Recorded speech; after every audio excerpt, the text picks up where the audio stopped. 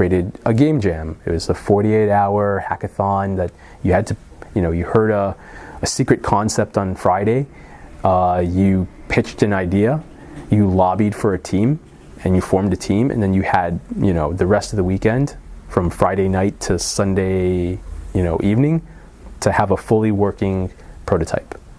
And you had to present in front of everybody, hell or high water. And so, me and a couple other people like put this event together within a month, like a month and a half. And so people told us don't do it, and we're like, oh, we got to find a way to do it. And this is like where youth is like just, driving us, where, we weren't even thinking about failing. We're like, oh yeah, we just got to find a place. We got to like find a way to have some food. Let's just call every single person that we know. And that's what we did. Like, some friends that I made from Startup Weekend said like, hey, I know somebody at UCF. We can probably get this thing sponsored. And then that would take a long time. So they fronted some dollars. We found somebody else here.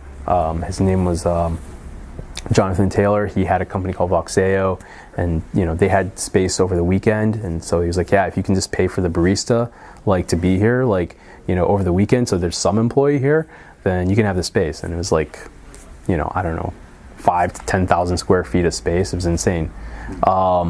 And we had to just pay like a couple $100 to have, the barista there, which was amazing. And then we found somebody else to kind of pay just enough so we could have pizza throughout the weekend. So we had like pizza Friday, Saturday, Sunday, like, and some sodas, but that was enough. And then we had 100 people show up, and I didn't even know these people existed. Like, they didn't know that each other existed. Like, people showed up that weekend that had never met each other before. They were just like living in different areas, and they worked on projects together. And what we noticed is people stayed friends afterwards. And I met the co-founders of Indienomicon at that event too. Like, we were like, wow, we made all these different games. We made 10 different games within a weekend. Like, all of you are really cool. How do we keep it going? And, in April of 2013, just a few months later, we had the first Indienomicon meetup, where we just wanted to have some local game developers show off what they were doing. And it was like 20 people at first, but in the next several months, it drove up to like 40, 50, 60, 80, 100.